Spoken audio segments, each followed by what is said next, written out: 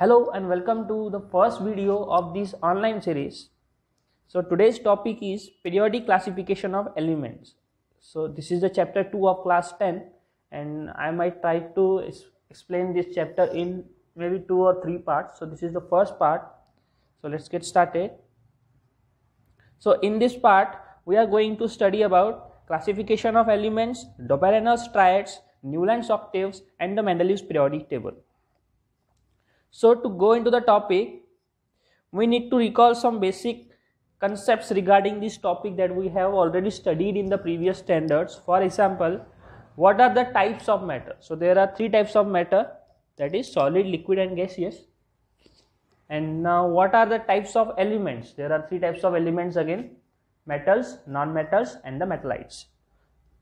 Which is the smallest particle of matter called? What is the smallest particle of matter called? It is atom, but this is according to the bookish language, but according to some modern concepts and research works, it is quarks, but we have to write atom as the smallest particle in our examination.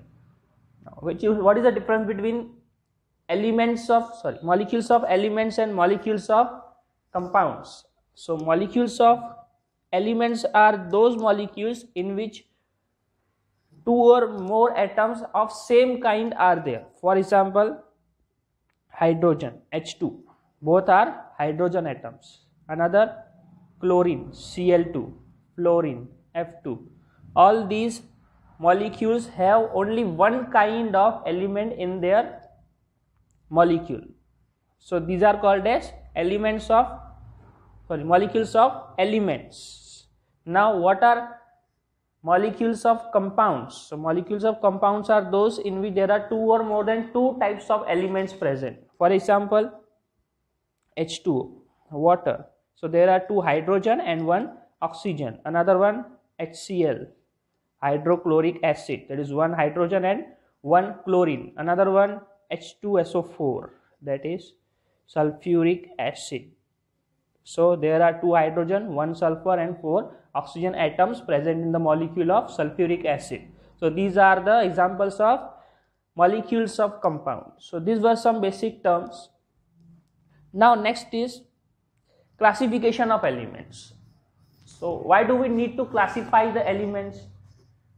Whenever we need to classify anything, we are doing it for the ease of study of their properties. Whenever we classify anything, we classify it for the ease of study of their properties. In the case of elements, we are doing so for the study of their chemical and physical properties and relate the chemical and physical properties of elements with other elements.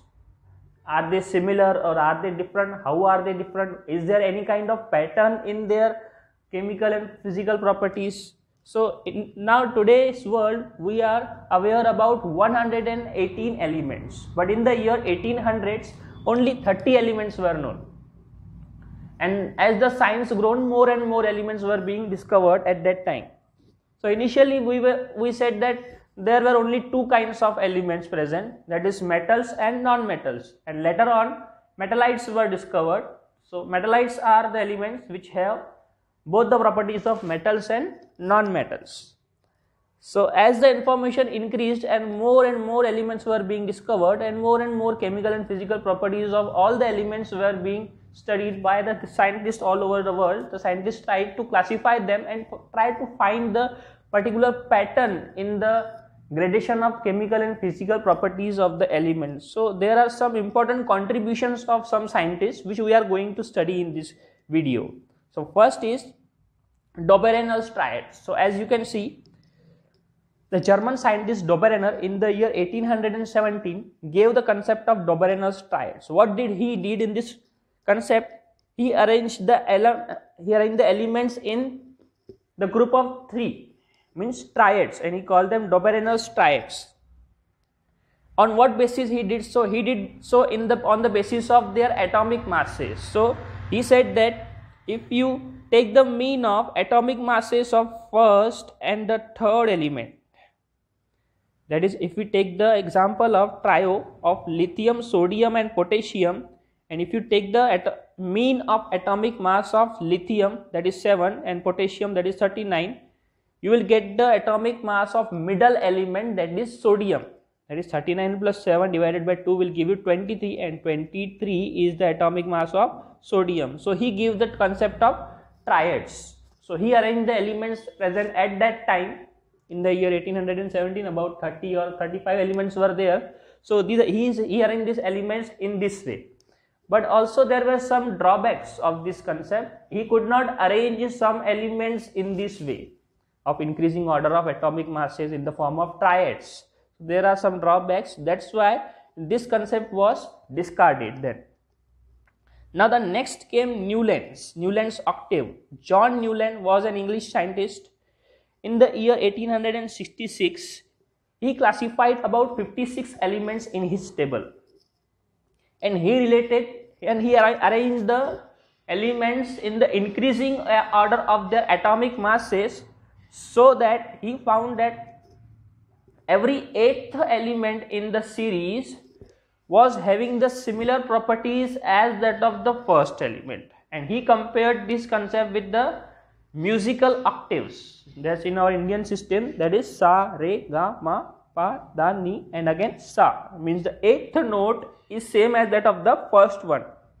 It means if you arrange the elements in the increasing order of atomic masses from hydrogen to oxygen, 7 elements, and the 8th element, that is fluorine, will again come under hydrogen, that is in the same column. And you can say that the elements in the same column are having the same physical and chemical properties, that is hydrogen, fluorine, chlorine, bromine. These are expected to have the same physical and chemical properties. So they are placed in the same column according to the Newland, as they have the same. Again, lithium, sodium, potassium, copper have the same, are in the same column. That's why they are predicted to have the same chemical and physical properties. So this concept was given by Newland, and he called it Newland's octaves. And this law of repetition of properties after every 8th element is called as law of octaves.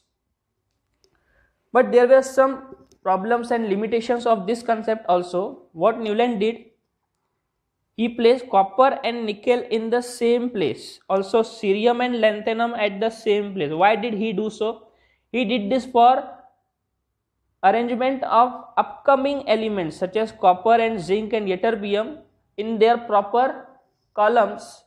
He placed 2 elements in the same group, though they do not have same physical and chemical properties, they are placed in the same group. Iron here has the similar properties as that of copper and nickel, but still they are in different groups. They might be present, they should be present in the same group, but they are in different groups. So this is a drawback of Newland's octave. Again, Newland could not predict it. He was not a predictive kind of person. He could not predict that if more elements get discovered in future, where will be they placed? Will they follow this trend or not? And as the elements discovered, they could not follow this trend. So this concept was also discarded. Now the next came Mendeleev's periodic table. So during the Dmitry Mendeleev, he was a German scientist, he was a Russian scientist. During the years 1869 and 72, he gave his famous Mendeleev's periodic table. Now what he did the same thing as that of the Dobereiner and Newland. That is, he arranged the elements in the increasing order of their atomic masses. But one thing he did different from them was, he arranged them in a table of 8 groups. 8 groups mean 8 columns. The vertical columns in this table are called as groups, and the horizontal rows are called as periods according to the Mendeleev.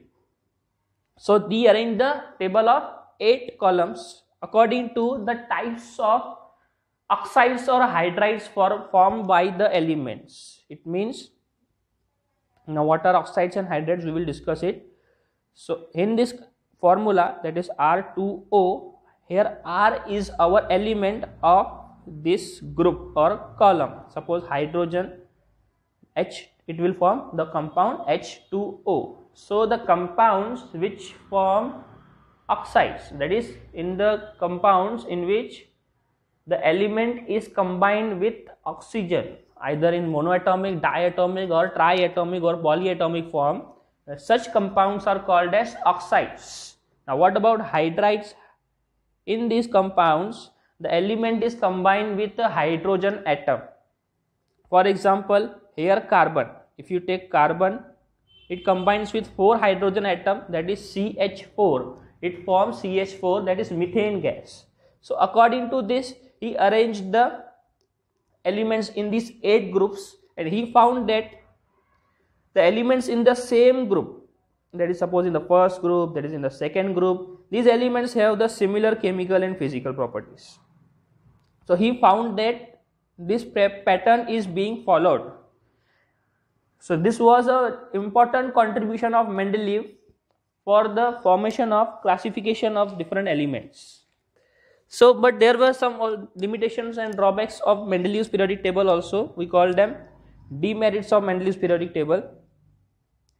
One more important thing he did was he left some places empty in his periodic table. The places at atomic mass 44, atomic mass 68 and 72 are left empty. That is, he was a predictive kind of person, opposite to that of the Newland. He learned from Newland that he could not leave any empty places. So Mendeleev left some empty places for elements to be discovered in future.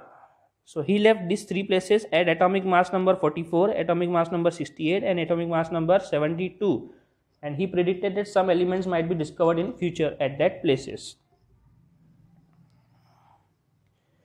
So this was about Mendeleev's periodic table. So there are some merits, means advantages of Mendeleev's periodic table, and some demerits we will discuss in this topic.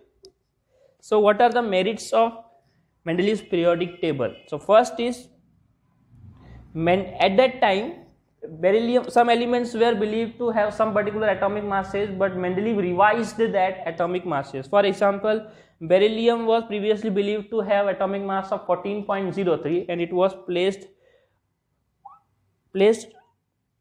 in the higher order, but Mendeleev said it has an atomic mass of 9.4 and it placed beryllium before boron, and this was according to the observations of Mendeleev. Actually, Mendeleev did many experiments and he did not arrange these elements randomly. He had many experiments, and on the basis of many chemical and physical properties such as melting points, boiling points, molecular formulae, ability to form complexes, he studied all these properties and arranged the elements in this table.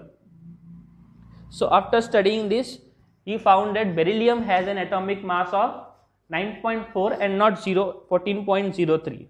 So this was the first merit of Mendeleev's periodic table, that he gave a proper position to beryllium.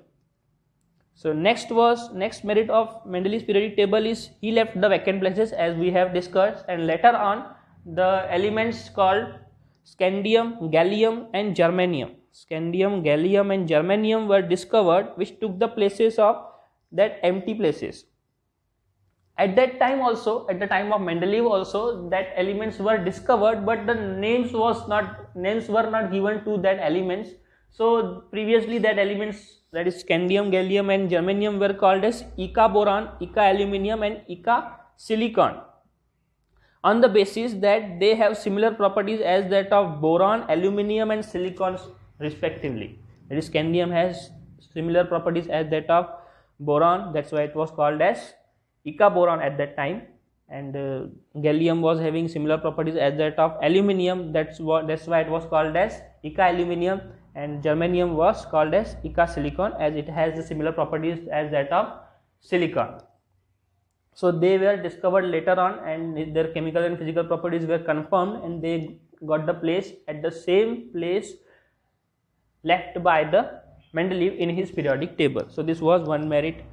Another merit of Mendeleev's periodic table was that noble gases were not discovered at that time of Mendeleev. When Mendeleev gave his table, there were no concepts such as noble gases. So now what are noble gases? Noble gases are the elements which cannot react with other elements, means they cannot form compounds with other elements. They remain in their own atomic state. They do not combine with any other element. That's why they are called as noble gaseous elements, noble gas elements, and they are normally in gaseous state at room temperature. That's why they are called noble gases. So when noble gases were discovered, there was a confusion that where we will place them in the Mendeleev's periodic table. So Mendeleev did a smart thing. He arranged the 8th group. There were 8 groups in the periodic table. He arranged the 9th group for noble gases. So he said that I do not have left the place, but I can arrange them in my periodic table. So this concept was also answered. This problem was also solved to place the noble gases. Now what are the demerits of Mendeleev's periodic table? Demerits means disadvantages or drawbacks of Mendeleev's periodic table. So the first is that he has placed cobalt and nickel in the same position as they have the same atomic mass. Let us observe in the periodic table also. See, if you can see here, cobalt and nickel. Cobalt and nickel are placed in the same group or at the same position because they have atomic masses same, that is 59 and 59. They have the same atomic masses. That's why they have been placed by the Mendeleev in same place, but they have different physical and chemical properties. So they could not be placed in the same place. So this was the question mark. There was a question mark that though they have the same atomic masses, they cannot be placed in the same group because they are having different chemical and physical properties. So there was a question mark in the Mendeleev's periodic table. So next was isotopes. Now what are isotopes? Isotopes are the elements which have same atomic number but different atomic mass number. So if you consider the atomic masses, suppose one example of isotope is chlorine 35 and chlorine 37. Though both of them are chlorine, that is their atomic number is 17, they have different atomic masses, that is 35 and 37 respectively. So if we arrange the elements in the increasing order of atomic masses, there might be 2 chlorines present in the periodic table, so which is not possible. So this cannot be a case that there might be 2 chlorine, or as we can see that there are 3 isotopes of carbon, that is C13, 14 and 15. So there could not be 3 carbon atoms in the same periodic table. And again there are also some other elements which have isotopes. So Mendeleev could not explain where will you position the isotopes in the periodic table. So there was no explanation for this. Again, there was no periodicity in the rise of atomic masses when arranged in increasing order of their atomic masses. So if you want to observe, if you try to observe if there is a pattern in the increasing order of atomic masses, as you can see here, the first element hydrogen having atomic mass 1, second one lithium having atomic mass 7, there is a difference of 6 points. Then the next third element, that is beryllium, has a atomic mass 9.4, difference of 2.4, and again boron having a difference of 1.6. So there is a no fixed pattern in the increasing order of atomic masses. So there was a question that there is no pattern in the increasing order. So why do we follow the Mendeleev's periodic table? There is no such pattern. So there is no periodicity. Position of hydrogen is not explained. Now where the hydrogen will be placed is not properly explained in the Mendeleev's periodic table. Hydrogen have some properties similar to those of metals, that is sodium, potassium, copper, that is first group elements, and some properties as that of halogens, that is fluorine, chlorine, bromine and iodine. So there is a confusion for the position of hydrogen, that it should be placed in the first group or in the 7th group. So this was a question again in the Mendeleev's periodic table, which could not have been still solved today also in the modern periodic table, that what is the position of hydrogen. So these were some demerits of Mendeleev's periodic table. So that's it for today, guys. Thank you so much.